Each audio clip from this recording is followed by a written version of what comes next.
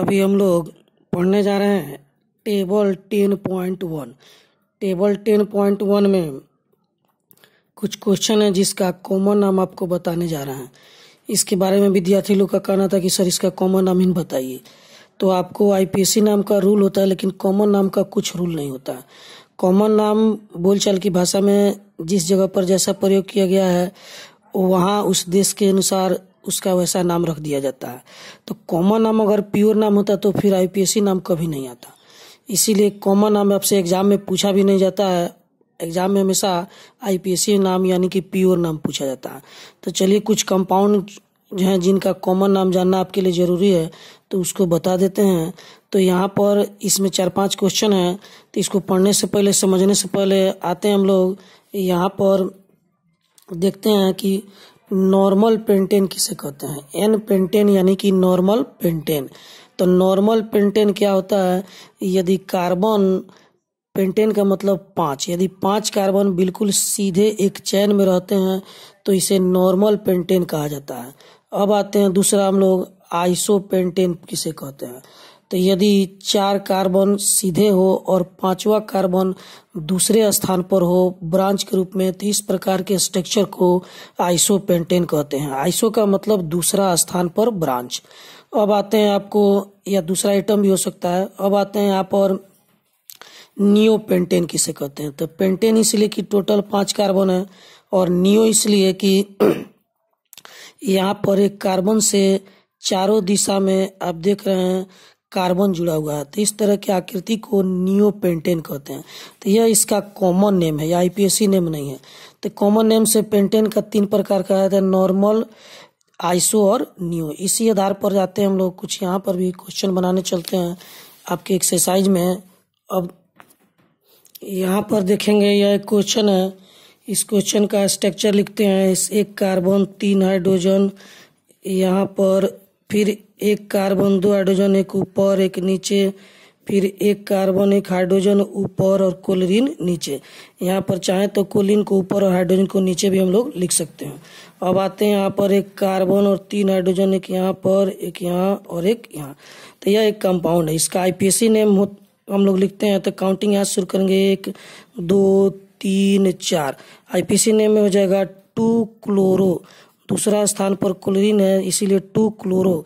Total 4 carbon है, तो 4 carbon को ब्यूट कहते हैं, सिंगल बॉन्ड से जुड़ा है तो यानी 2 क्लोरो ब्यूटेन। तो यह आईपीएससी नेम हो गया 2 क्लोरो ब्यूटेन। अब आते हैं इसका कॉमन नाम। कॉमन नाम में यहाँ पर जो क्लोरीन है वो जिस कार्बन से जुड़ा हुआ है उस कार्बन का डिग्री 2 होगा, क्योंकि इस कार्बन से इधर भी एक कार्बन जुड़ा हुआ है और इधर भी जुड़ा हुआ है। तो इसको सेकेंडरी भी कहा जाता है। 2 डिग्री को सेक या सेकेंडरी भी कहते हैं। इसीलिए इस कंपाउंड का नाम आपके बुक में दिया गया है यहाँ पर सेकेंडरी ब्यूटाइल क्लोराइड। तो आइए दिखाते हैं। सेकेंडरी इसलिए कि यह 2 डिग्री कार्बन है और टोटल 4 है, इसीलिए सेकेंडरी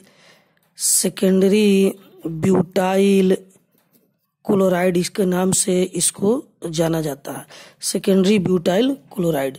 क्यों? क्योंकि यह कार्बन कितना है, 2 डिग्री है। अब आते हैं फिर इसी में दूसरा क्वेश्चन हम लोग पढ़ने।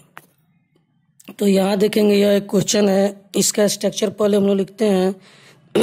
1 कार्बन 3 CH3 है, तो 1 CH3 यहाँ पर लिखते हैं CH3, दूसरा CH3 इधर लिखते हैं CH3 और तीसरा CH3 यहाँ लिखते हैं CH3। अब आते हैं आपको इस कार्बन से 2 हाइड्रोजन है, तो 1 हाइड्रोजन ऊपर और दूसरा हाइड्रोजन नीचे लिखते हैं। अब यहाँ पर ब्रोमीन लिखते हैं। तो आप देखेंगे कि यह जो कंपाउंड बना हुआ है यहाँ पर, यह जो कार्बन है इसके इस साइड कार्बन, यहाँ भी कार्बन, ऊपर भी कार्बन, नीचे भी कार्बन। तो यह जो कार्बन है यह 4 डिग्री कार्बन है और इसको नियो पेंटेन कहा जाता है।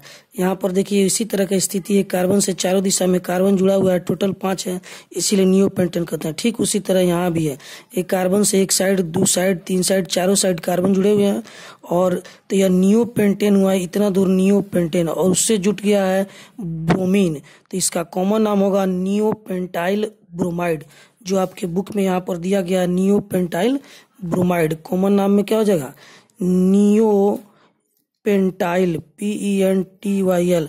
यदि यह ब्रोमीन नहीं रहते, यहाँ पर हाइड्रोजन रखता है तो इसे नियोपेंटेन कहते हैं, लेकिन ब्रोमीन आ जाने के कारण नियोपेंटाइल ब्रोमाइड कहा जाता है।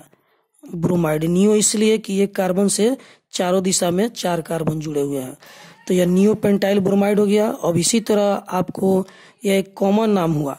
अब इसका IPAC नाम अलग होगा। IPAC नाम में यहाँ से काउंटिंग करेंगे 1 2 3, तो 1 नंबर पर ब्रोमीन है तो 1